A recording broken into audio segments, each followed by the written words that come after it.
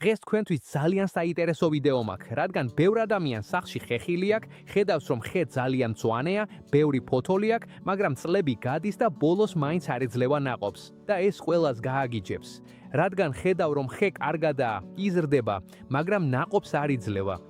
ხოდა, დღევანდელ ვიდეოში სამ ტექნიკას გაგიზიარებ, რომ შენი ხეხილი ერთხელ და სამუდამოდ დაიწყოს ნაყოფის მოცემა. და გეტყვი ერთ ამას, ეს ტექნიკები ყველგან არ შეგხვდება. ეს ტექნიკები თაობიდან თაობას გადაეცემოდა, ასე რომ ყურადღებით იყავი, რადგან ამ შემთხვევაში არ დაგჭირდება არც ერთი ინსტრუმენტი და არც რაიმე განსაკუთრებული. უბრალოდ უყურე ვიდეოს ბოლომდე და გაიგე როგორ გამოიყენო სწორად. ახლა კი, მოდი ვნახოთ ეს ტექნიკები. პირველი ტექნიკა ალბათ ყველაზე მარტივია, მაგრამ ასევე ერთ-ერთი ყველაზე ეფექტურიცაა და ეს არის ხის ქერქის გაკაცვრა. გაკაცვრა ძალიან მარტივი, მაგრამ ძალიან ძლიერი ტექნიკაა. აქ საქმე არ ეხება ხის გაჭრას ან მისთვის სერიოზული ზიანის მიყენებას. უბრალოდ საჭიროა მცირე სტიმული, პატარა კონტროლირებადი შეხება, მაგრამ აი აქ ჩნდება მთავარი კითხვა, რატომ მუშაობს? იმიტომ რომ ხის შიგნით მუდმივად მოძრაობს წვენი. ერთი წვენი ზევით მიედინება, მეორე ქვევით და სწორედ ეს წვენი ატარებს საკვებ ნივთიერებებს, ენერგიას და ყველაფერს, რაც ხეს სჭირდება განვითარებისთვის. ამიტომ როცა შენ აკეთებ პატარა ჭრილს, სინამდვილეში ოდნავ ცვლი ამ ნაკადს, არ ბლოკავ მას, არ აყენებ სერიოზულ ზიანს, მაგრამ საკმარისად ცვლი, რომ ხე იგრძნოს რაღაც შეიცვალა და ხე ამას აღიქვამს როგორც განგაში სიგნალს და რა ხდება ავტომატურად. ხე ააქტიურებს ბუნებრივ პასუხს და ამ პასუხში არის რაღაც ძალიან მნიშვნელოვანი. იწყებს გამრავლების პრიორიტეტიზაციას და ეს რას ნიშნავს? უფრო მეტი ყვავილობა და მეტი ნაყოფი, რადგან საბოლოოდ ხის მიზანი მხოლოდ ზრდა კი არ არის, არამედ გამრავლება. ამიტომ როცა ასეთ სტიმულს ანჩნევს, ხე ცვლის ფავის ქცევას. ახლა კი მთავარზე გადავიდეთ, როგორ გავაკეთოთ ეს სწორად. სწორად რო გააკეთოთ, დაგჭირდებათ ინსტრუმენტი. შეიძლება იყოს კატერი, დანა, მაგრამ აუცილებლად უნდა იყოს სუფთა და კარგად დეზინფიცირებული. ამ შემთხვევაში, რომ გავაკეთოთ ხაზოვანი ჭრილი, გავაკეთებთ ორ პარალელურ გრძელ ჭრილს, დაახლოებით 2 დუიმის სიგრძეზე და ეს ძალიან მნიშვნელოვანია. ჭრილი მხოლოდ ქერქის გასაჭრელადაა. არ უნდა იყოს ღრმა, არ უნდა მივიდეთ ხის მასამდე, უბრალოდ ქერქი უნდა მოვნიშნოთ. არასდროს უნდა შემოვარტყათ ტოც წრე. ამ შემთხვევაში წრე არ კეთდება. ჩვენ არ ვაკეთებთ რგოლისებურ ჭრილს, არამედ ხაზოვან ჭრილს ვაკეთებთ. ეს კეთდება დაახლოებით იმ ტოტების 50%-ზე, რომელთა სტიმულირებაც გსურს. მაგალითად, თუ გაქვს ხე 10 ტოტით, შეგიძლია ეს 5 ტოტზე გააკეთო იმ ტოტებზე, რომელთაც გინდა რომ პირველებმა გამოიღონ ნაყოფი. შემდეგ კი თვითონ ხე იზრუნებს ენერგიის დანარჩენ ტოტებზე გადანაწილებაზე. ასევე მინდა გთხოვო, თუ ამ მეთოდთან დაკავშირებით რაიმე კითხვა გაგიჩნდება, კომენტარებში დამიტოვე. ახლა კი გადავიდეთ მეორე ტექნიკაზე. ახლა გადავიდეთ ერთ-ერთი ტექნიკაზე, რომელიც პირველად რო გაიგონო, პირდაპირ სიგიჟეთ გეჩვენება, მაგრამ სინამდვილეში უფრო მეტი აზრი აქვს, ვიდრე გგონია.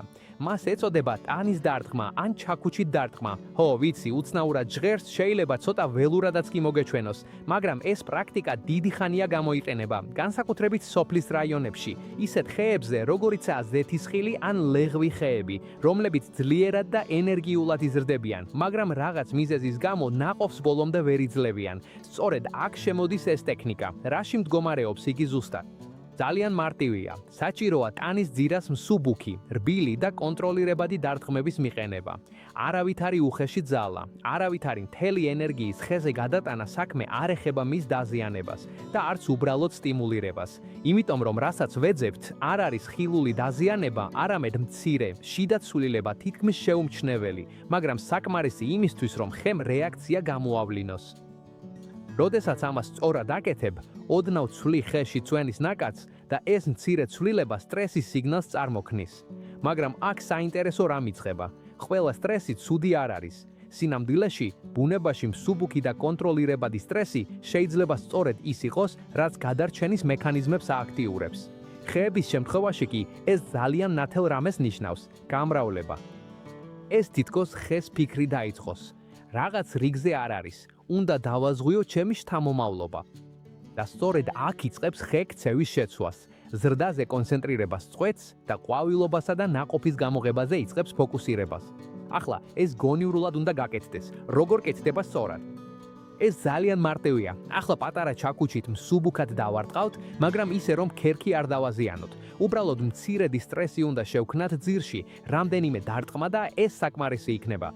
შეგიძლია ეს რამდენიმე წერტილში გააკეთო დიახ, მაგრამ ზომიერად. არ არის საჭირო მუდმივად გამეორება ან აგრესიად ქცევა. სინამდვილეში არსებობს ძალიან ნათელი ნიშანი, რომელიც გეუბნება. თუ გადააჭარბე, თუ ქერქის გატეხვას ან ღრმა ჭრილობების გაკეთებას დაიწყებ, ეს უკვე სტიმულაცია აღარ არის, არამედ ზიანის მიყენებაა და ეს ზუსტად საპირისპიროა იმისა, რაც გვინდა. აქ მთავარი არაა ძალა, არამედ სიზუსტე. მნიშვნელოვანია გაიგო, რომ შენ იწვევ რეაქციას, არა ხვევ თავს მას. და როგორც საინტერესო ფაქტი, ბევრ ადგილას ეს პროცესი საერთოდ არ ხდებოდა მეტალის იარაღებით, იღელებდნენ ხის იარაღებით, სწორედ იმისთვის, რომ ზედმეტი ზიანი აეცილებინათ, რადგან საქმე არ ეხებოდა უხეშობას, არამედ ხის გაგებასა და ზუსტად იმის ცოდნას, რამდენად უნდა მიაწვე ისე, რომ არ გატეხო. ახლა კი გადავიდეთ ერთ-ერთ ყველაზე საინტერესო ტექნიკაზე, რომელიც ასევე ყველაზე მეტ კითხვას იწვევს, როცა პირველად გაიგებ, ტოტების გადახვევა. იმიტომ რომ მართლა ცოტა აგრესიულად ჟღერს, როცა ტოტს იღებ და ატრიალებ მანამ, სანამ არ გაისმის კრაკუნი. თითქოს ეს არ არის ის, რაც ხეს უნდა გაუკეთო. მაგრამ როგორც სხვა ტექნიკებში, აქაც არ ვსაუბრობთ დაზიანებაზე, არამედ რეაქციის გამოწვევაზე. საინტერესოა ის, რომ ეს არ არის რაღაც გამონაკლისი შემთხვევა. ეს ტექნიკა მსოფლიოს ბევრ ქვეყანაში გამოიყენებოდა. ევროპაში, განსაკუთრებით ხეხილის ფორმირებისას, აზიაში, მაგალითად ბონსაის ტექნიკებში, ლათინურ ამერიკაში, უფრო პრაქტიკულად მინდორში, ჩრდილოეთ ამერიკაში, მართვის სისტემებში, ვიგორის კონტროლისთვის და აფრიკაში, ტრადიციულ სოფლის მეურნეობაში, რომელიც მორგებულია უფრო რთულ პირობებზე. ანუ ეს ახალი რამ არ არის. ეს ცოდნა დიდი ხანია, რაც მუშაობს. ახლა კი ზუსტად რაში მდგომარეობს ეს? ძალიან მარტივია. საჭიროა აიღო ტოტი, ჩვეულებრივად ახალგაზრდა ან მოქნილი და ნელ-ნელა დაატრიალო მანამ, სანამ არ იგზნობ მცირე ჭრაჭონს. ეს რბილი კრაკუნი, მაგრამ ისე რომ ტოტი არ გათხდეს. ზუსტად ეს წერტილია მთავარი, რადგან სწორედ აქ ხდება ტოტის სტრუქტურაში მცირე შიდა ცვლილების გამოწვევა. ეს არ არის დიდი ხილული დაზიანება, მაგრამ საკმარისია იმისთვის, რომ ხემეს შეამჩნიოს. და მერე რა ხდება? რამდენიმე რამ ერთდროულად ხდება. ერთი მხრივ, მცირედით მცირდება წვენის ნაკადი ამ ტოტში. მეორე მხრივ, ამ ადგილას იწყებს საკვები ნივთიერებებისა და შაქრების დაგროვებას. თან მცირდება ვეგეტაციური ზრდა. ანუ ხე აღარ კონცენტრირდება მხოლოდ ფოთლების გამოყვანასა და ტოტების დაგრძელებაზე. და ეს ყველაფერი იწვევს ზუსტად იმას, რასაც ვეძებთ: მეტი ყვავილობა, მეტი ნაყოფი. მოკლედ რო ვთქვათ, ნაკლები ფოთოლი და მეტი ხილი. იმიტომ რომ დაიმახსოვრე, კომფორტული ხე იზრდება, მაგრამ ხე, რომელიც წნეხს გრძნობს, ნაყოფს იძლევა. ასე რომ, თუ გაქვს ხეხილი, რომელიც ნაყოფს არ იძლევა, ყოველთვის არ არის საჭირო მეტი სასუქი, მეტი მორწყვა ან მეტი მოვლა. ზოგჯერ, რაც გჭირდება, ცოტა უნდა გამოიწვიო. რა თქმა უნდა, გონივრულად, რადგან სტიმულირებასა და დაზიანებას შორის ზღვარი ძალიან წვრილია. თუ ასეთი ტექნიკები მოგწონს, რასაც ყველა არ გიყვება, ამ არხზე კიდევ ბევრი. და თუ რომელიმეს გამოყენებას გადაწყვეტ, ნელ-ნელა დაიწყე.